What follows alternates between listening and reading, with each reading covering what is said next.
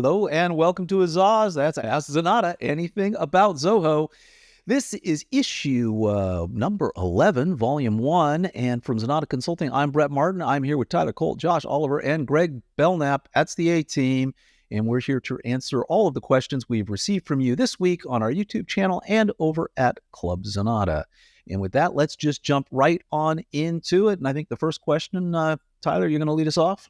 Yeah, it looks like it. All righty. So there's a question from Nick over on Club Zenatta. This is in the Q&A section for AZAAZ.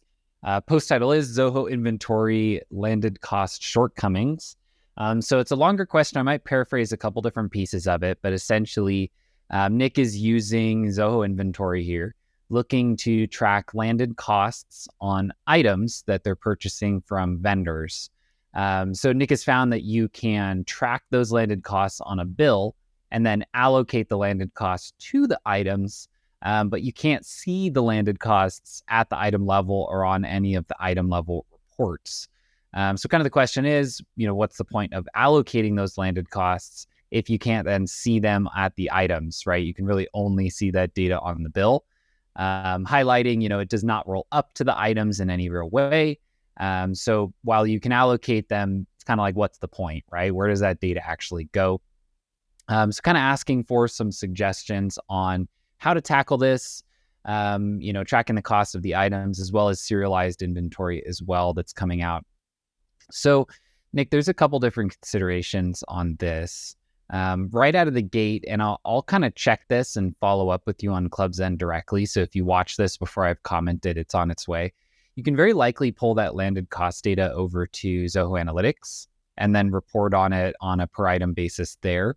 Now, that's not a perfect answer because it wouldn't be happening natively inside of Zoho Inventory, but that's always kind of my first gut instinct. If there's a reporting deficiency in a certain Zoho app, it's like, well, let's just see if we can pull that data over to Zoho Analytics.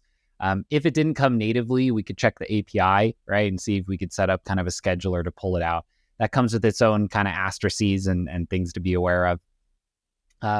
Long term as well, the kind of part two is that you're looking to track that against serialized items. So when you're doing anything on like a serialized item basis, we oftentimes recommend looping in Zoho CRM, kind of creating a database of those serialized items there, just because then you could programmatically write that landed cost from the bill over to that serialized item record on the CRM side of the house. Within books and inventory, you can serialize items, but it's a little limited in like the long-term functionality of doing things with those items. It's like you put them on the invoice, you put them on the bill, but otherwise they don't really have like a data table you can go to and like add some parameters, add some costs on a per serial basis. So you might want to consider including CRM in kind of your play here as you're looking to track those ongoing. But I would say for part one, it's look at analytics, see if we can pull in the data there. And if not, write up a little scheduled routine to do the same. And then once you have it there, you'll be able to report on a per item landed cost basis without much issue. Yeah, it's a tough one. I do love, Nick, your last line just cracked me up. It seems quite useless and unfinished. Like a baby. It's good. I was kind of saying before the last season of Game of Thrones. It's basically, it's one of those things where it's kind of a pain because yes, why have it if you can't report on it, right? And yeah. I have a feeling this was a feature that was asked for by somebody. They put it in, they added a land cost. It's just there, but it's not really completely thought out yet. I will not be surprised if it just appears one day, right? Yeah. But right now it's unfortunate. All right, the next question here is, are there any resource webinars within Zenatta or outside of Zenatta that helps with Zoho sites? It has been virtually impossible to get help through Zoho for this app, and their webinars are not helpful. And that's from Anita, and that was over at Club Z. Anita, basically, look, if you ever go over to our resource library, I think this is kind of helpful. We actually have no material on this right now. But if you do check out our resource library, one of the things we do all the way down at the bottom is we rank the apps over here. So if you go to Zenatta, click on resources, we rank the apps. Yes, maybe. These are great apps as well, but they might not work for you. And then no, not quite yet. And so site sits down here. And it's interesting because we really do have nothing that we've done on it. We've thought about it. but we can just never quite recommend it, Anita, just because there are some other great web applications out there that are extremely inexpensive, WordPress being one of them. You know, you can get sometimes their WordPress sites that are less than $10 a month, and they're really going to do anything you want to do. Zoho Forms integrates with it perfectly well. There's so much you can do with it. When you're looking for plugins, there's just, you know, you're not going to have to take either the fact that there are no native plugins for Zoho sites, or the plugin or the widget that you want for Zoho sites doesn't do what you want. If you're in WordPress, you kind of have the world is your oyster. You know, you'll have sometimes dozens or hundreds of plugins that do the same thing. And it's really going to get you, in the end of the day, probably a lot farther with a lot less frustration. It's not a bad application at all. It is a very good application, Zoho sites. It's just very, very, very minimal. And I think for that reason, we just haven't really done anything with it. We have used it occasionally for small little landing pages where people want to kind of host those things over on Zoho sites, but it really hasn't caught on at the end of the day. I don't know how you guys feel, but it just seems maybe we should do something on it. But yeah, I'd say for landing pages or for something very basic, Zoho sites will get you what you need. But anything outside of that, or anything pushing the limits, you can't really do that with Zoho sites. Now, if you were using Zoho Commerce, or you're interested in Zoho Commerce, that is built on Zoho sites, and we list that as a maybe because it's a decent integration with Zoho Inventory, and it's not actually included in Zoho One. You do have to pay for it, but Zoho Commerce is built on Zoho sites, and so that's something you could look in. Actually, is Zoho Commerce included in Zoho One? That's a question I have now. I thought it wasn't, but it might be. You get one site. They charge yeah, for you like might get one site, I think is how they do it on the commerce side of the house. So yeah, if you're trying to stick within Zoho One and you're trying to do an e-commerce build out and you want to use Zoho Commerce, that is built on Zoho sites. And again, it's very basic. I still would prefer Shopify or WooCommerce inside of WordPress. I just did an entire video on that, so check that out on YouTube. But for Zoho sites, keep it basic, and it'll do what you need it at the very least. All righty, and the next question comes from Nick, who asked, we're Zoho inventory users, Zoho One subscribers, and have been toying with the idea of using Zoho Books. Our accountant would need to learn new software, currently using QuickBooks Online. We're based in Tennessee, so could potentially use Zoho Payroll, and the cost savings and native integrations into the rest of the Zoho ecosystem just makes sense. Can also see us using Zoho subscriptions in the near future. On your website, you rate Zoho Books as a maybe, partially because bank feeds disconnect often. We bank with Mercury and can integrate through Plaid. Does it still have the disconnect issues? Are there other reasons you might not recommend Zoho Books? Have some of the issues you've had in the past with Zoho Books been resolved? That's a great question, Nick. Bottom line is I think we probably need to update the resource library. The bank feeds issues have been resolved. Zoho was using, it's pronounced many different ways. I pronounce it Yodel. I hear Yodely, only for their bank feeds. And now they get you to choose. You can choose basically between that or Plaid. So you will have absolutely no trouble connecting your bank anymore. And the bank feeds do feel rock solid. The maybe on our website really pivots around a couple of things. One of them is progress billing. We've been talking about this for a very long time. And so somebody in the construction industry, they usually will bill, hey, it's going to be $150,000 for your project. You're going to pay us $25,000 upfront, and then this milestone and this milestone and this milestone.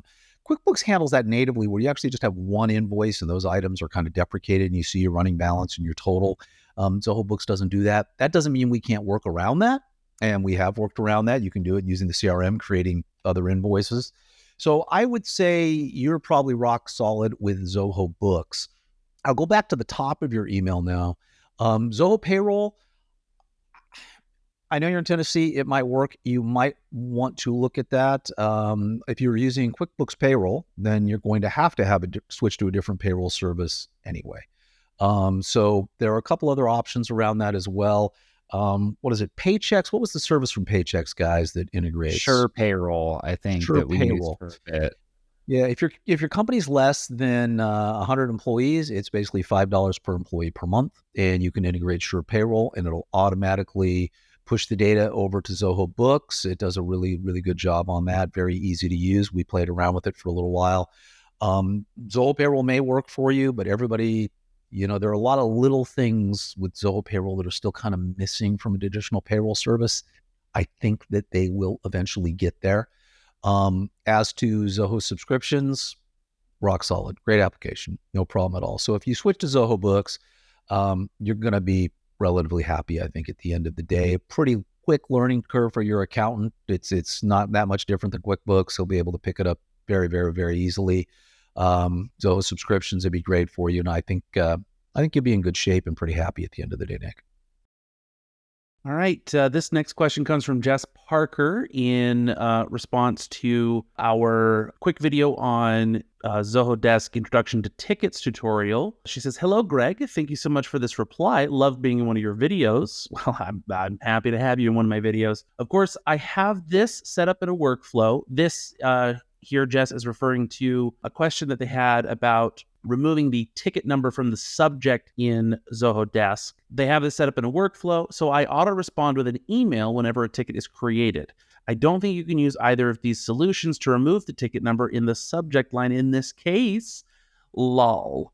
So the solutions that Jess is referring to here that I mentioned in a previous episode are that you can, that if you have any notification emails set up, you can edit the subject lines of those templates.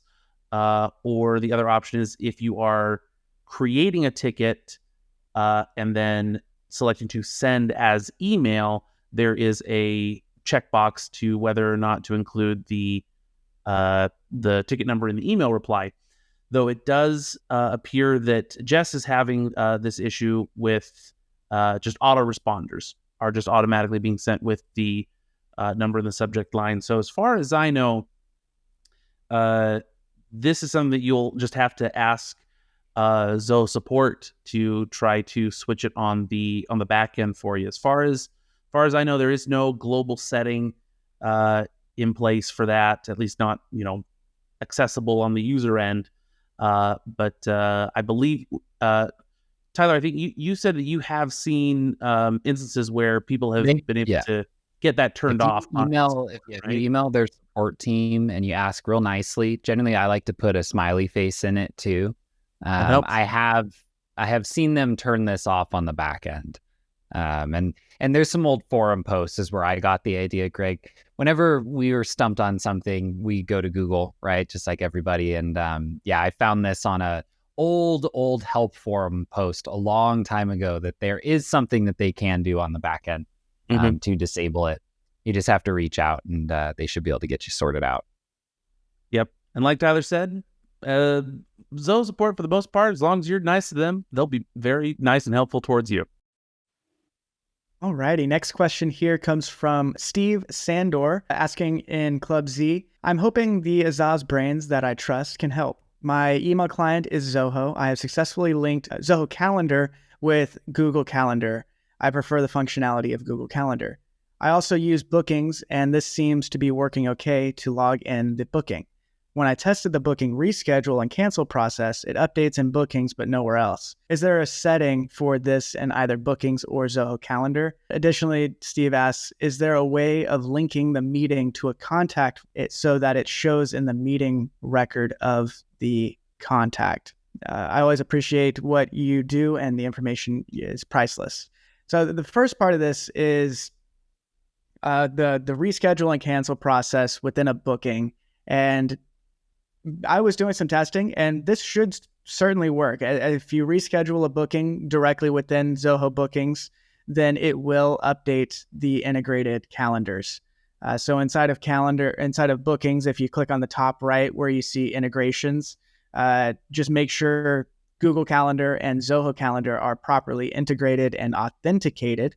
And it should work just fine. So if you're having issues with that, then likely you just need to re-authenticate your connections and just click on the integrations tab. Likely you're going to see some sort of error message that says sync not complete, or last sync was a week or so ago. So you just need to click resync or re-authenticate so that gets connected again.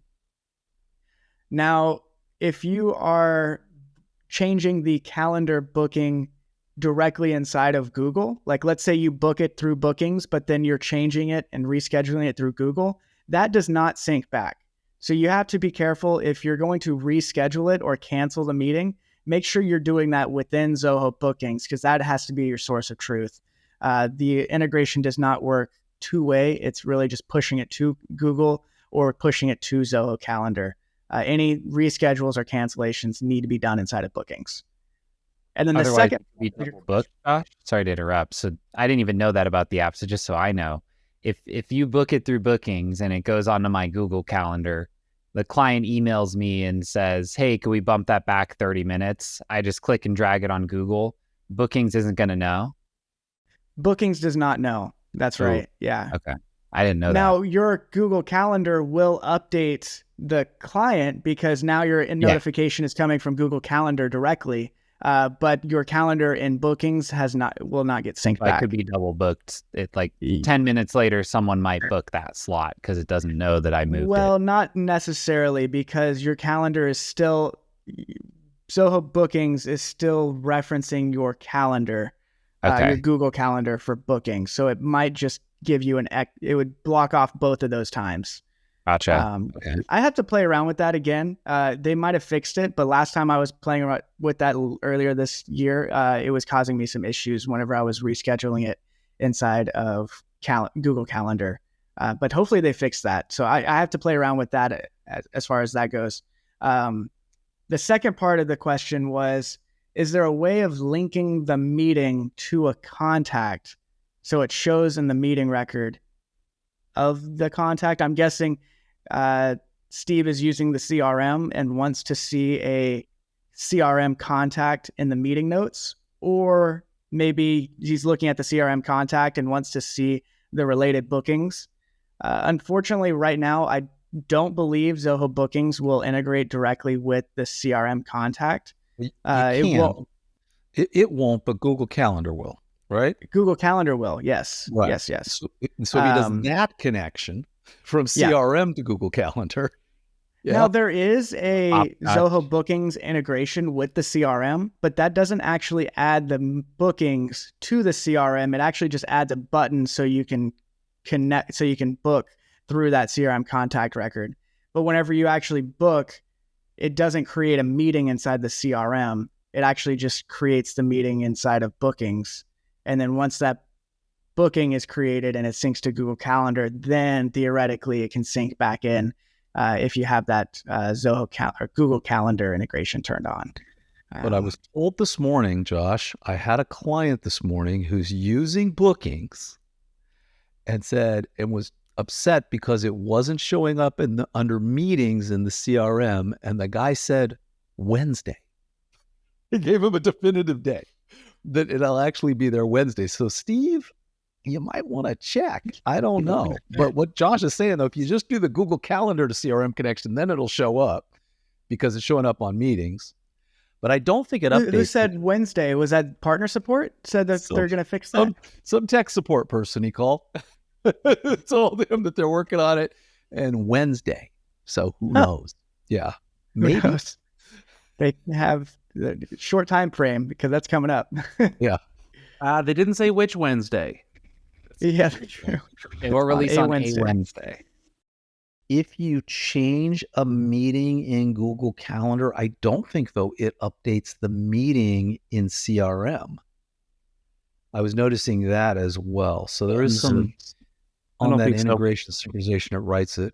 Also, I will tell you one thing we've noticed, Steve, I don't know, Tyler, because people are constantly booking through Calendly and get on our calendars, and Tyler and I are trying to synchronize our calendars. The meeting sometimes takes a little while to show up in CRM. So it's kind of where sometimes you'll look at it as a lead and there's no under the invited meetings, it's empty. But then when you convert the lead to a contact, it shows up.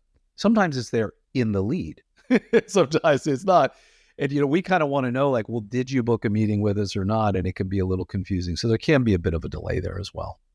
Yeah. So, I'm going to test out, while you guys are answering some of these other questions, I'm going to test out the sync from Google Calendar back into Bookings. And then hopefully by the end of this recording, we will have an answer on that.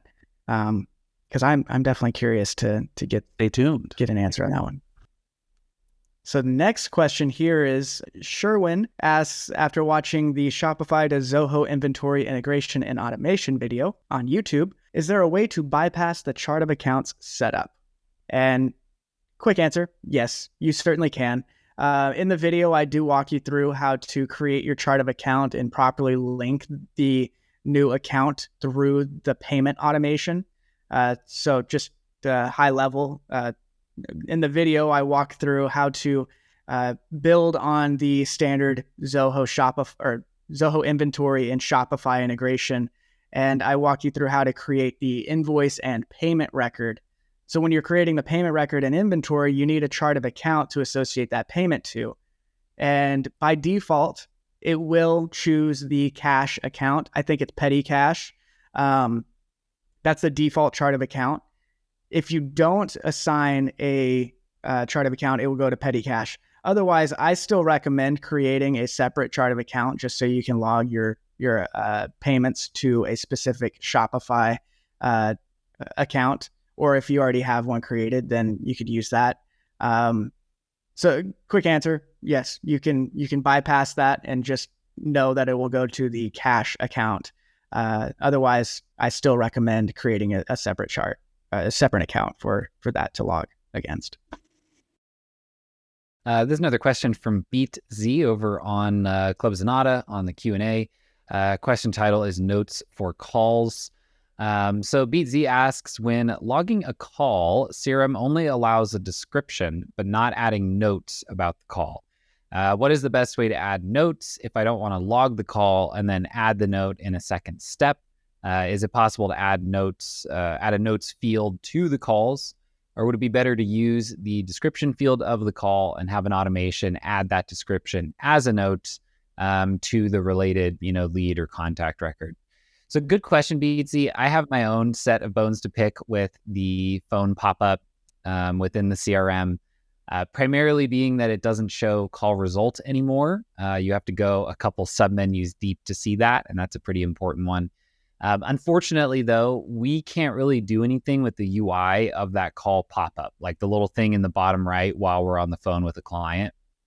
So honestly, your last option here of just taking that description, writing a quick piece of code that writes that over to a note, that's the simplest way to do it, honestly, because the nice thing about having it in that notes list is that now if you have notes spread across like 5 calls, 2 tasks, and a deal, all those are going to roll up into that contact record, which is, I think, you could just leave it in the description field, but then that could be in all these different modules and different places.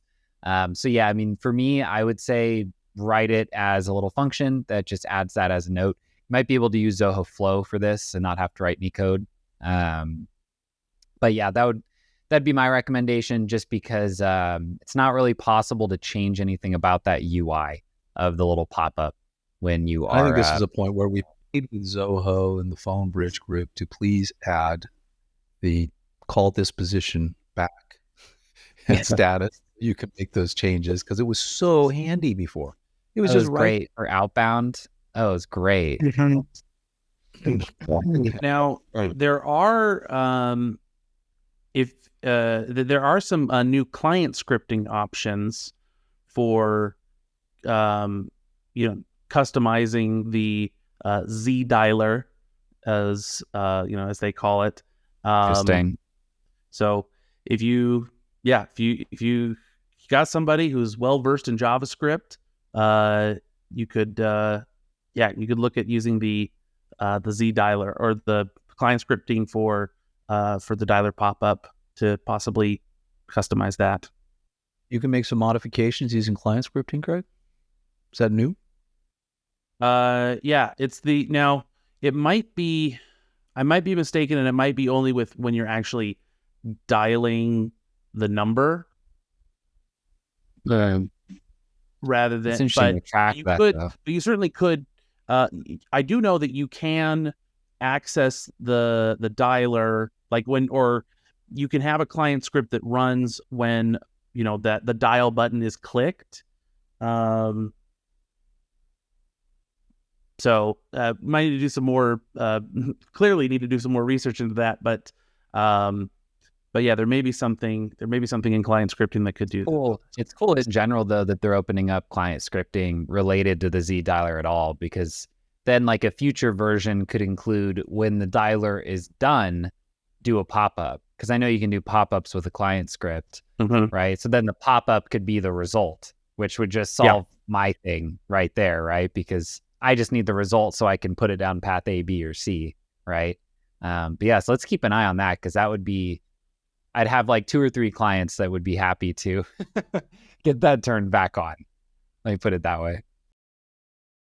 The question is from Amir K. After watching CRM Zen Show episode 252. Amir asks, in CRM, I have a multi-select field with lists of items I need from the lead, and I added it as a merge field in an email template. The issue is the item shown is a semicolon separated list.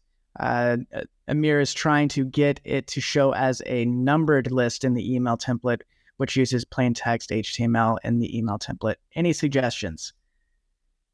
So essentially, Amir has a multi-select field, and he's wanting each one of those options that are selected to show up as a separate bulleted item, either a numbered list or just a bullet. Quick answer is, unfortunately, no, you can't have that field added as an email template, added in an email template to create multiple bullet points. So unfortunately, that's just not possible right now with the email templates. Now, you can do that actually with mail merge, which that's not your question, but you can do that with mail merge. So if you're ever considering a mail merge template and sending that via email, technically you could get around it that way. That is a long workaround, but unfortunately with email templates, that does not work. Could we write a script that grabbed that data and then wrote it into a separate field as list items, and then grabbed that to then populate the email? The rich text, right? Technically, I guess you could convert the multi-select to a subform. Okay. Which that would be messy, because now you're limited on total number of subforms. But technically, yes, you could do that. And subforms do get added as individual line items, or can get added as individual line items. But you're limited to the total number of subforms you can have on a record. And it's, not really so the if you're ideal. not using subforms on that record, then that would be easy. I mean, simple the script challenge to there. run. The challenge you get into is something like that, though, is now this email needs to be sent by a custom function, right? To like format it the right way. Could you just run that all the time, though? No. Like when on create or edit the record, look at that field and update. But a subform Yeah, wouldn't just be a a mirror subform wouldn't be a bulleted list, right? It is also important to differentiate. Like if you want it to be a bulleted list, subform. Judge, you could take the subform data and turn it into a bulleted list. No, Tyler is It'd be a right. table. It would still show up as a table inside of the email, which would be closer to what Amir is columns asking. could have row numbers in it that could be programmatically added. But yeah, it's a bit of an odd one. Yeah. But yeah, if Amir just stopped using the multi-selects and just used a subform instead, then now you have a table of records, and one of those columns might be number, and then the other one is the value. So messy. I wouldn't recommend it, but that is one workaround. Yeah. So you're saying there's a chance. There's a will, there's a way. All right. And our next question, this comes from Steven Peterson, posted on Club Zenatta. I'm trying to find out how to send a mass email that includes an email to one contact that represents multiple accounts. There's the main account name in the contact module, and I create an additional multi-select lookup field called multiple companies in the CRM. Multiple accounts have records in the account module. I was advised by Zoho to create a lookup module where I have to choose to send the mass email from this module to multiple accounts, but there is no record that the email was sent. How can I resolve this? So I have a brief screen share for this one. First off, in Stephen's question here, he's talking about that Zoho told him to create an additional module, a lookup module.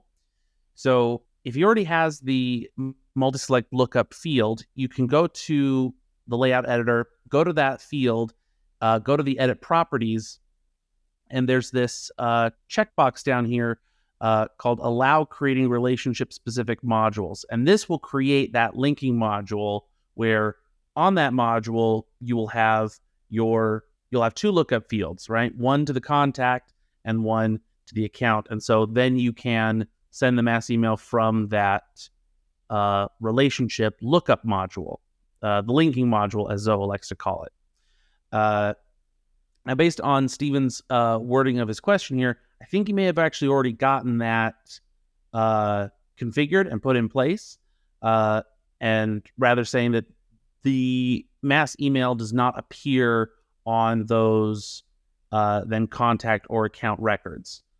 So for that one, obviously we'd have to go in and really kind of dig around, see if that's being hidden anywhere. But I would say the one spot to check is in the mass email summary, in the email summary page, right? You can find mass emails that you've sent out, and you can go to view the email statistics, where you can click on any particular category, and you can view, all the recipients of that mass email. So I would say we'd want to check and see, is the mass email itself at least being recorded? Maybe it's not being necessarily correctly associated, or at least associated in the way you're expecting it to, but you'd want to check here first to see, is there any record of the email in the system at all?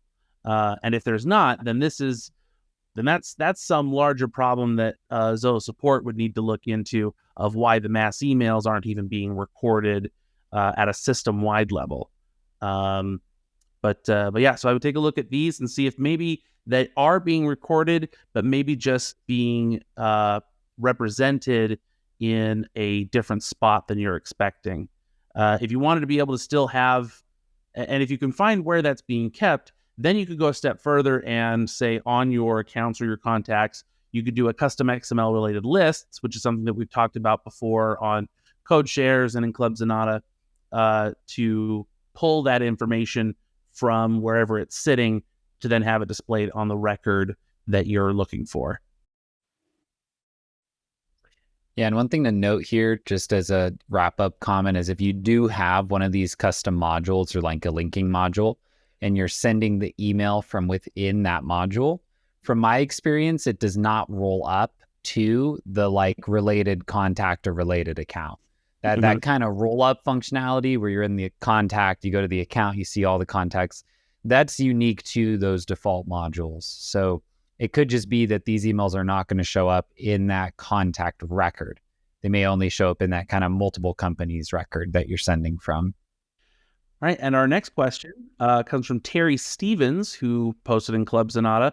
I'll kind of summarize this one. It's a bit of a longer question, but essentially he's using Zoho Desk and has a hello at domain email for the sales team, and then a support at domain email for the support team.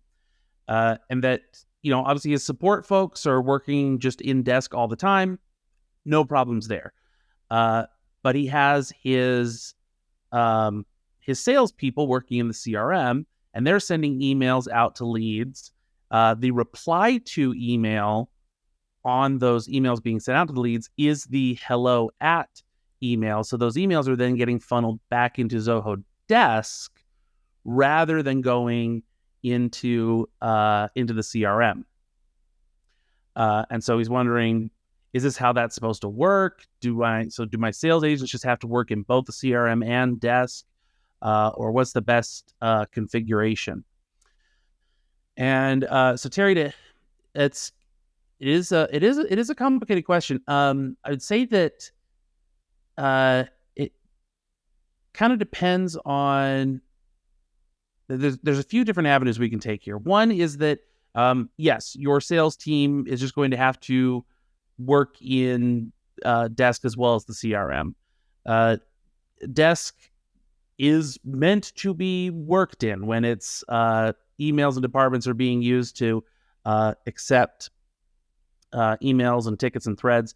You could set up some custom functions or Zoho flows that would see whenever a ticket comes in to that hello at email, grab the contact, see who the contact is in the CRM, and then essentially create an email reply in Desk automatically to then forward on to the salesperson. So then they would get that email back to them. That's one option. It does assume that you have Zoho 1, and so then you have Zoho Flow included. Otherwise, you'd have to do some custom deluge scripting inside of Zoho Desk. Although the other thing you might want to look at is possibly taking the hello email out of Zoho Desk. And if you are using, I'm not sure what your email client is, but if you're using Zoho Mail, you could look at using Team Inbox. If you're looking for a central email that your sales team all shares, and you want them to be able to kind of work in that single shared email system to interact directly with your clients. I haven't been part of a Team Inbox implementation. I don't know if anyone else on the team here has seen it worked with before. A lot of the times I've felt a very simple Desk implementation just does it better. It's, and I think, Greg, where you're kind of going with the originals, like you've got these people in CRM, right? They're all, your contacts are owned by the salespeople, or there's some type of denotation on the contact as to who the salesperson should be. I would look more at that path. I mean, Team Inbox is cool, you kind of create like a delegated inbox space, but now like someone needs to now manage that hello at email address, right? It needs to go to like a sales manager. Like your idea via Desk, I think, is smoother because then like those tickets don't need to get manually reassigned. The system knows who they should go to. And then it's kind of just a decision. Like option one is assign them the ticket in Desk and they respond from there. If you want to put it in like the salesperson's inbox, then your approach there, kind of creating the thread, I think is more scalable than Team Inbox. A lot of people just outgrow it really quickly at the end of the day. Yep. So then in that case, I'd say that, some workflow rules and or Zoho flows are going to be your best bet in being able to funnel these emails back out of Desk to your specific sales reps. Yeah, and if notifications are a problem there, I think it would be interesting. I mean, Greg, you've done some really interesting things with pushing tickets in Desk to Zoho Click. So yes, there is also something that comes in. So it was just the sales guys are normally working in CRM, but something hits Desk, and so it happens to be going to hello. And maybe you just want to push a notification to Click, which they'll see much, if they're not looking at Desk, they'll see the Click notifications usually because they pop up, make a ding, and then go, there was a response. I mean, that would be at least one way maybe they'd keep on top of it a little better, doing a simple notification like that. Anyway, just a thought. Yeah, that's nice. Kind of like a claim this inbound notification, right? Like, that's a good one. It just kind of depends on what your guys' workflow is. Like, do they live by their inbox, or do they live by the CRM? I mean, you could make a CRM task. You could really kind of do whatever you want. Link back to the S ticket, and say like, hey, this person responded. Go talk to them. Wherever it is that they're working, you can use some workflow rules to create a notification and or actionable path for them to follow up. I used to live by the plow, Greg, but now I live by the sword. Alrighty, I think this is our final question here. Yep, there we go. So this one is from Steve Sandor over on Club Zenatta in the Q&A, recording a birth date or anniversary. This is a classic. I wonder if there is a way to record the birth date of a contact. I know the day they were born, the day and the month, but not the year, and would like to send them a note each year. I've set up a custom field for the date. But if I set it up today, it's, 2023 as the year, so people would seem like they're a couple days old. Is that the best way to record the day and month? Is there a simple way to make that repeat each year, essentially remembering the leap years? As always, appreciate the guidance. So there's a lot of different ways to handle this. I'm curious to see what Greg's and Josh's and Brett's would be, but I'm going to say how I would handle this. So for me, the way that you track birth date, it really just matters what you care about doing with it, right? So if you provide retirement benefits, then you definitely need to know the year, right, that they were born.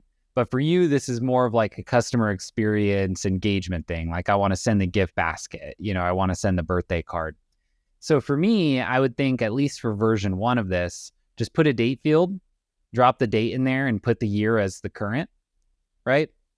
On the back end, when you look at like these notes or, giving them a prompt or a notification, what I would do is I'd have a scheduled function, right, that would look at all of those, because you can do have a scheduled function, just look at the date part and the month part of a particular date field, and then assume current year or assume, whatever.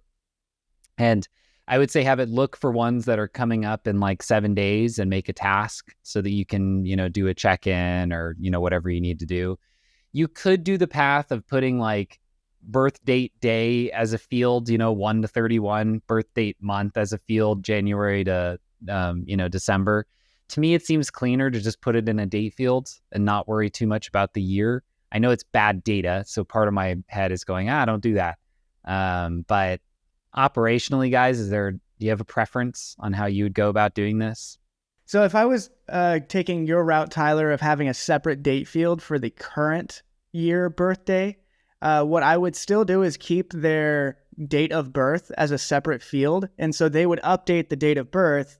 That would then update another field called next birthday. And then you would write a scheduled function in the CRM or wherever you're going to trigger this from. I've done this in Creator too, so it's going to work the same way.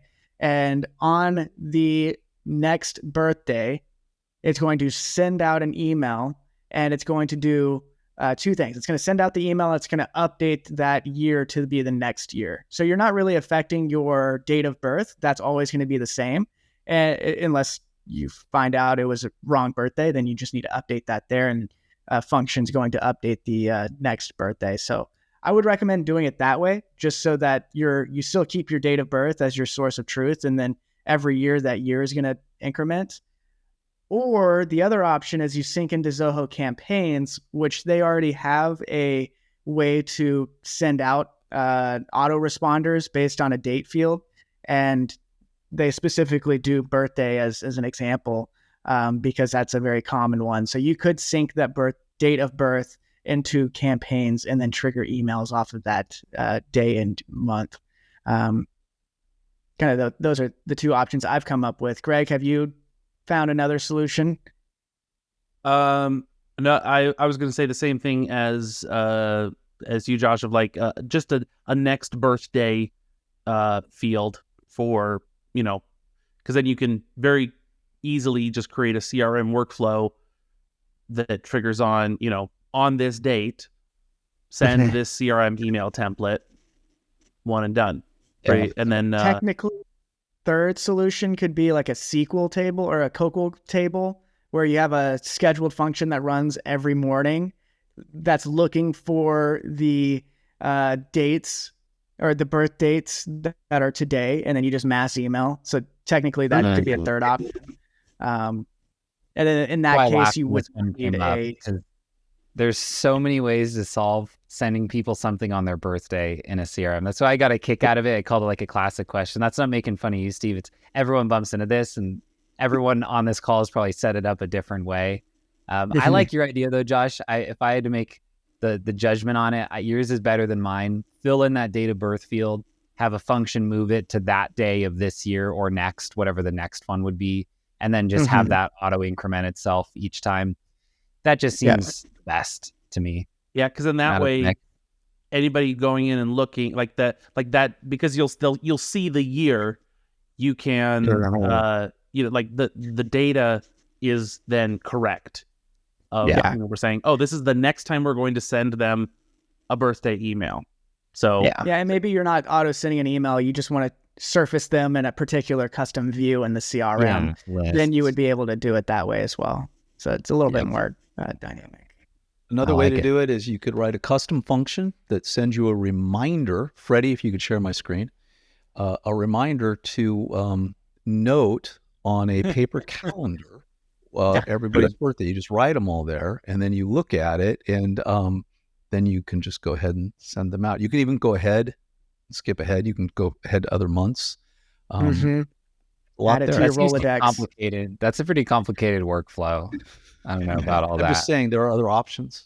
You're still using the CRM to send the reminder to write it in the paper calendar. So we're still keeping it in the Zoho world. There we go. To trigger a mail merge document that you could print and add to your Rolodex. Yeah. That would be. You fax that over Steve, instead. We give you options, buddy. Lots of options to possibilities you might have there. All right, guys. Before we move on, there was one question regarding the Zoho bookings sync backwards from Google Calendar back into Zoho bookings. I was testing this a lot. That's why I was kind of quiet while you guys were going through some of those answers. Unfortunately, updating a booking inside of Google Calendar does not push it back into Zoho bookings. And so, Tyler, your question about whether or not you could get double booked, yes, you could get double booked because so that does not 2 reference. PM to 3 p.m., but 3 p.m. still shows as available in bookings because I moved it in Google. Yep. That's DOA. Yeah, that's frustrating. I'm not mad. I'm just disappointed. And on that bombshell. And I would say because of that, that's, I think, why Calendly works better, is because Calendly doesn't have to worry about syncing calendar events.